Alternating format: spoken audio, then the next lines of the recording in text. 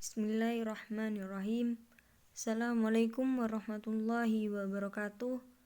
Di sini saya Arini Roetal Jannah akan menjelaskan tentang dalil-dalil kafah dari Al-Quran dan hadis.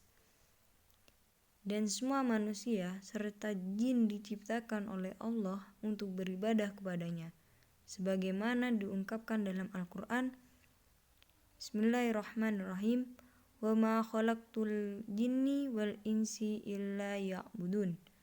Dan aku tidak menciptakan jin dan manusia melainkan supaya mereka menyembahku. Quran surat Al-Dariyat ayat 56. Di sini menjelaskan bahwa jin dan manusia itu diciptakan hanya untuk menyembahku. Ku ini mengarah kepada Allah Subhanahu wa taala. Jadi Allah menciptakan jin dan manusia itu hanya menyembah. Jadi kedudukan manusia itu sebenarnya sama di mata Allah Subhanahu wa taala, hanya untuk menyembah. Setara ya kedudukannya, hanya untuk menyembah. Yang membedakan itu dalam ketakwaan. Selanjutnya hadis Nabi Muhammad SAW. An-nasu suwasiyatu bikulli ka'asnani mustila fadla li'arabi ala ujma innamal fadlu bittaqwa. Manusia pada hakikatnya adalah sama, sederajat, sejajar seperti jari-jari sisir. Orang Arab tidaklah lebih unggul dari orang Ajam. Keunggulan di antara mereka hanyalah dalam takwanya. Jadi di sini kan dalam lingkup manusia pada hakikatnya sama sederajat, sejajar itu kan pengertian dari kafah itu sendiri. Sama, sederajat, setara. Jadi manusia di sini hakikatnya itu memang benar-benar setara. Cuma keunggulannya itu hanya dalam ketakwaan. Riwayat dari Aisyah radhiyallahu an bahwasanya Rasulullah SAW bersabda, "Takhayyaru walinatfakum fa ankahu illa akfa'u wa inkahu ilaihima." Pilih-pilihlah untuk tempat tumpahnya nutfah kalian, maksudnya istri, dan nikahkanlah orang-orang yang sekufu. Sekufu itu sama kayak kafah. Kufu artinya setara. Jadi kita dianjurkan oleh Rasulullah SAW untuk menikah dengan orang yang sekufu, setara.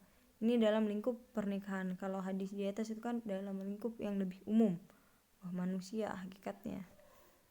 Kalau hadis kedua ini tentang pernikahan, harus mencari pasangan yang sekufu. Lanjut, kemudian saya akan menjelaskan tentang aib-aib pernikahan dan macam-macamnya. Aib dalam pernikahan adalah kekurangan pada fisik atau akal pada salah seorang suami istri yang menjadi penghalang tercapainya tujuan pernikahan dan tidak tercapainya kebahagiaan hidup suami istri. Ada beberapa aib dalam pernikahan yang menjadikan munculnya hak untuk memilih.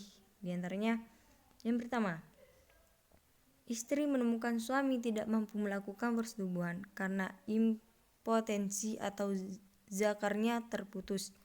Istri berhak melakukan pembatalan pernikahan atau bisa dikatakan fasyak.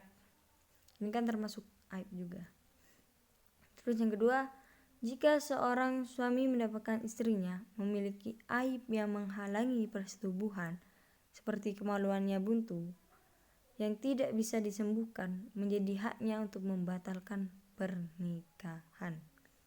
Yang ketiga, jika keduanya mendapatkan aib yang sama pada pihak pasangannya seperti penyakit bawasir, gila, kusta, lepra, dan lain-lain. Keempat, jika wanita dewasa dan berakal sehat merelakan suami yang terpotong jakarnya atau impoten, walinya tidak perlu melarangnya karena hak persetubuhan adalah padanya, bukan pada selain dirinya. Yang kelima, jika seorang wanita rela dinikahi dengan pria yang gila, lepra atau berpenyakit kusta, walinya harus melarangnya karena dalam hal itu ada bahaya yang dikhawatirkan akan menular pada anak-anaknya. Yang demikian itu adalah kekurangan dan kelemahan bagi keluarga perempuan. Poin nomor 4, yang keempat itu walinya tidak ikut campur untuk melarang atau membolehkan, karena itu kita serahkan kepada si wanita dan suami, istri dan suami, karena tidak ada suatu hal yang menular. Kalau poin yang nomor 5 itu walinya ikut campur, karena apa?